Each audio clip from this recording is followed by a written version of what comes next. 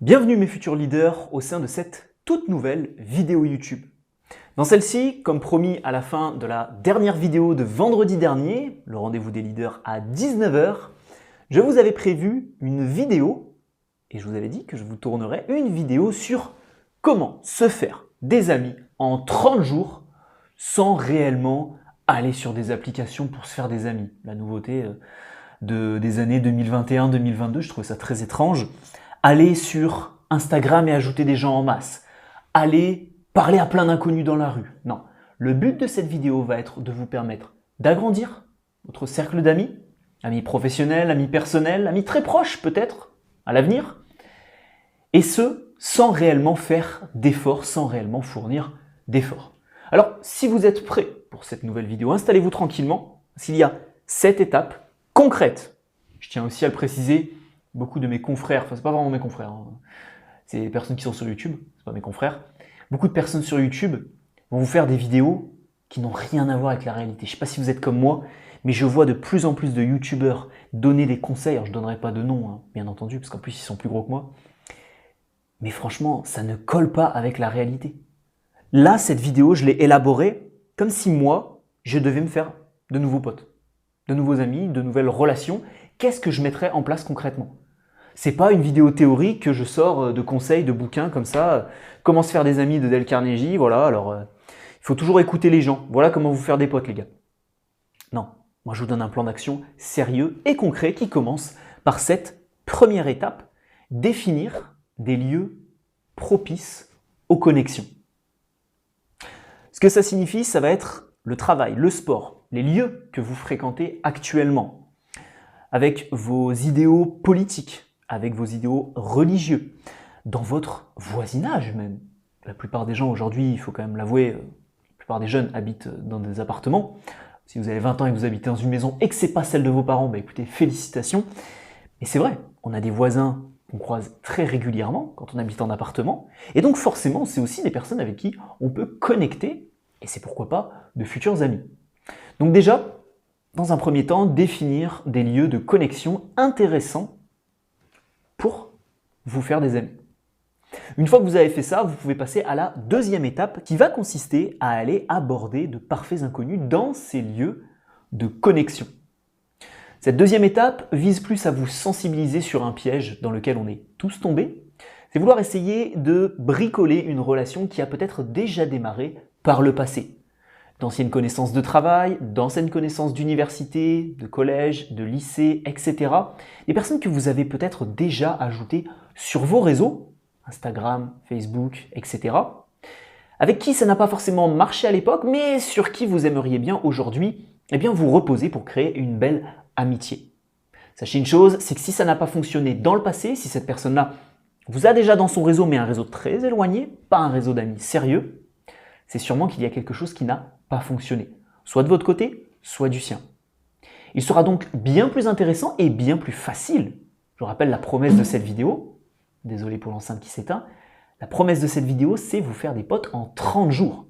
Par conséquent, aller aborder un inconnu permettra de créer une connexion de zéro qui pourra aller beaucoup plus vite dans la relation d'amitié.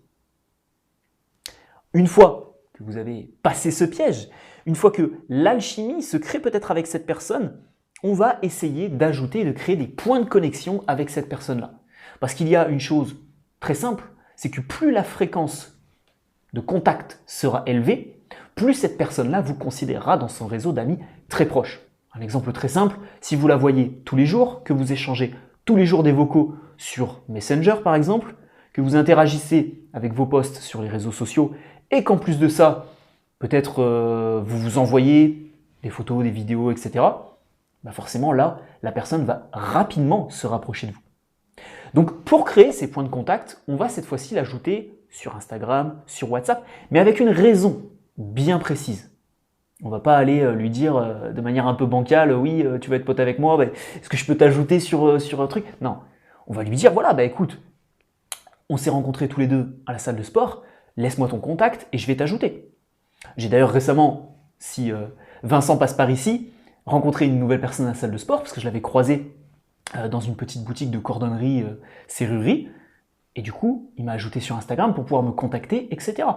Donc c'est comme ça que tout simplement vous allez créer des connexions, mais il faut qu'il y ait une raison derrière. S'il n'y a pas de raison, c'est là où ça peut devenir gênant. Ensuite, quatrième étape. Et juste un petit truc là, entre toi et moi. Est-ce que tu savais que 38% de l'impact de ta communication provient de ton langage paraverbal? Et que ce chiffre peut monter, selon mes estimations, à 60-70% quand tu es par téléphone et que tu vois plus ton interlocuteur. Et la communication paraverbale, c'est simple. C'est la voix, l'articulation, la prononciation, la mélodie vocale, la puissance, l'intonation. En fait, tout ce qui ne concerne pas le langage corporel, les choses que tu vas voir et les mots que tu vas utiliser. Alors tu le savais peut-être pas, mais je t'invite à y prêter beaucoup plus attention. Parce que par téléphone, on se fait tous une image de notre interlocuteur et ça, c'est l'image qui va te coller à la peau pendant pas mal d'années. Ou alors, quand tu es en débat ou dans une prise de parole ou en conversation, en réunion avec quelqu'un, les mots que tu vas utiliser, bien sûr, c'est important, mais franchement, ce qui permet de bluffer, ce qui permet de mentir, ce qui permet d'affirmer des propos et de vraiment influencer son interlocuteur, c'est le langage paraverbal. Alors si tu veux découvrir des secrets, des astuces et te former au langage paraverbal, je te donne mes meilleurs secrets, mes meilleures astuces dans une formation complète qui se nomme Voice 2.0. Parce que changer de voix, c'est également changer de vie. Je vais pas te mentir, si ta voix est totalement différente de ce qu'elle est maintenant, je pense que tu ferais des choses bien plus grandes dans ton quotidien. Cette formation, je te la mets dans la description. Tu as aussi la possibilité de réserver un appel avec moi si tu as des questions sur cette formation, si tu veux en savoir plus. De toute façon, tout est présenté sur la page de présentation. Je te laisse avec la vidéo, mais sérieusement, pense à cette question. Est-ce que tu n'aimerais pas changer de voix, améliorer ta voix, ta prononciation, ta diction? Tout ça, ça se retrouve dans Voice 2.0, le contenu sérieux, professionnel, qui se retrouve sur mon blog charismedéveloppement.fr. Et si tu as aimé cette petite intervention, c'est que tu aimes bien la manière dont j'utilise ma voix. Et si tu voudrais faire de même, tu sais où ça se trouve. Allez, je te laisse avec la vidéo. À tout de suite. C'est là où on va commencer à rentrer sérieusement dans les liens d'amitié. C'est là où la plupart des gens déjà n'arrivent pas à passer ce cap, de rencontrer, de créer ce premier contact.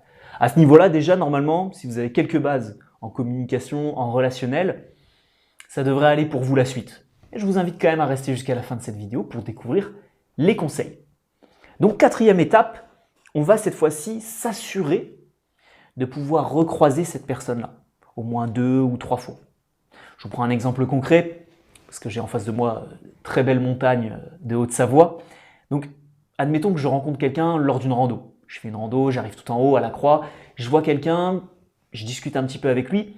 Est-ce qu'il y a des chances que je recroise cette personne-là si je ne prends pas son contact? Très peu de chances. Il y a très peu de chances que je le recroise dans une autre rando, vu le nombre de randos qu'il y a à faire, et aussi vu les timings. Par contre, je recroise quelqu'un à la salle de sport, ou à un cours de théâtre, de danse, d'échecs, de ceci, cela. Là, il y a de grandes chances pour que je recroise la personne. Donc ce qui va être intéressant également, si vous ne prenez pas le contact au premier abord, ça va être de pouvoir recroiser plusieurs fois la personne. Cinquième étape, une fois que vous êtes assuré de pouvoir revoir la personne sans avoir à lui demander, c'est ça un petit peu l'objectif de la quatrième étape, sans avoir à lui demander tiens, est-ce qu'on peut se voir, etc. Voilà, vous recroisez juste la personne, des petites interactions, 5-10 minutes. Cinquième étape, c'est cette fois que vous allez commencer à proposer des activités en commun. Et c'est là où c'est intéressant de rencontrer des personnes spécifiquement dans des lieux que vous fréquentez. Pas de rencontrer quelqu'un en soirée, la personne est au coin fumoir, vous fumez pas du tout parce que vous accompagnez juste un ami, et la personne a un style de vie qui est totalement différent du vôtre. Donc là, forcément, recroiser cette personne-là, lui proposer une activité, vous allez lui proposer quoi? C'est pas une nana, on va pas lui proposer un date, c'est un pote. Donc automatiquement, pour recroiser cette personne-là, allez dans des lieux, allez dans des activités. Là, vous comprenez la structure de cette vidéo. Le point numéro 1, très important, les lieux de connexion. Vous pouvez par exemple vouloir plus de potes dans votre activité sportive. Vous pouvez vouloir plus de potes dans votre activité professionnelle. Des personnes qui ont les mêmes passions que vous, l'automobile, la cuisine, l'entrepreneuriat, la décoration d'intérieur, je ne sais pas, ça pourrait être quoi d'autre? la nature, etc. Donc ce 5e point vise à proposer cette fois-ci une activité. Sport, etc. Parler d'un projet, discuter avec la personne.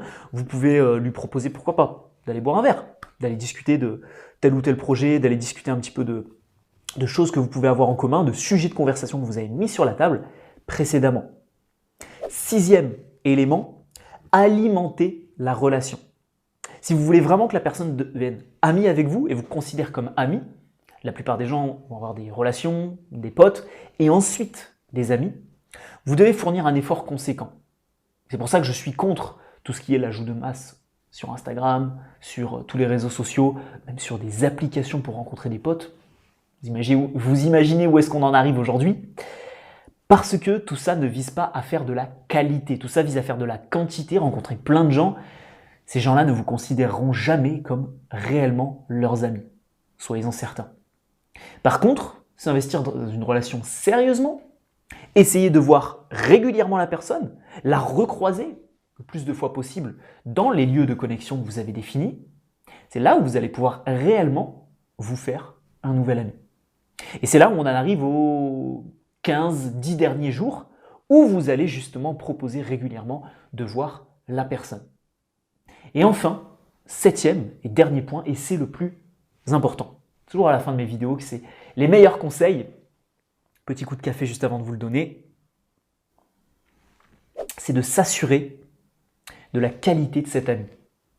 Je m'explique. Forcément, dans votre vie, vous n'allez pas faire rentrer tout le monde.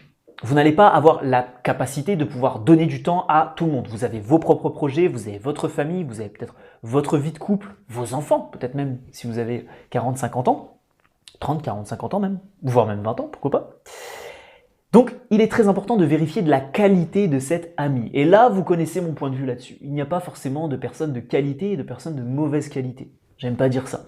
J'aime juste dire qu'il y a des personnes qui ont des objectifs très différents de vous et des personnes qui ont des objectifs alignés avec vous. C'est tout. Ce qui signifie que si vous avez les mêmes valeurs que cette personne-là, le même mindset que cette personne-là, les mêmes rêves, les mêmes idéaux, politiques, religieux, etc. que cette personne-là, alors dans ce cas-là, oui, vous pouvez foncer et vraiment vous investir dans cette relation. Par contre, si malheureusement, vous voyez qu'il y a un certain décalage, ne forcez surtout pas cette relation. En appliquant ce plan d'action, vous pourrez techniquement vous faire 12 nouveaux potes sérieux dans votre entourage en l'espace d'1 an seulement en 2023. Même si je sais que le mois de janvier a déjà bien commencé. Donc imaginez vous faire à peu près une dizaine de nouveaux potes rien que cette année sur qui vous pourrez vraiment compter. On n'est pas du coup à 1 ou 2 près qu'on pourrait éliminer au cas où tout simplement ils n'auraient pas les mêmes valeurs que nous. Vous allez perdre du temps, ils vont perdre du temps, ça va pas être très intéressant. Donc vraiment, posez-vous cette question. Faut-il que j'aille plus loin avec cette personne-là, même si ce n'est pas une relation de couple? Et faut-il que je m'investisse sérieusement dans cette relation amicale? Pour conclure cette vidéo, les amis, juste avant de vous donner le titre de la prochaine vidéo, alors la prochaine vidéo, on va s'amuser un petit peu, c'est une vidéo analyse. Je vais commenter en direct une vidéo d'une personne. Donc vous verrez, c'est un nouveau format que je vais développer en 2023, quelques vidéos par-ci par-là. Juste avant de conclure cette vidéo, j'aimerais aussi vous donner une petite lueur d'espoir pour toutes les personnes qui auraient cliqué sur cette vidéo parce qu'elles n'ont pas beaucoup de potes. J'en ai pas mal par téléphone, quand vous prenez des rendez-vous téléphoniques avec moi, qui m'expliquent « j'ai 30 ans, 35 ans, et j'ai plus qu'un ami, j'ai plus d'amis même. J'avais ma copine, elle m'a malheureusement quitté. » C'est des choses qui peuvent arriver, et je vous recommande de ne pas perdre espoir. De ne pas perdre espoir et de vous dire que de toute façon, les amitiés, ça ne sert à rien. Les amitiés, ça va, ça vient. Les amitiés sont là pour vraiment vous enrichir, pour vous permettre d'être épanoui socialement, d'avoir des personnes sur qui compter. Et un réel cercle social, sérieux, structuré, qui va vous permettre d'aller plus loin dans votre vie, vous motiver, vous faire avancer dans vos projets, c'est redoutable. Donc appliquez ce plan d'action, ces 7 différentes étapes, et on se retrouve la semaine prochaine pour une nouvelle vidéo sur YouTube. Je vous remercie de votre attention et je vous dis à vendredi prochain, 19h les amis. Ciao, ciao.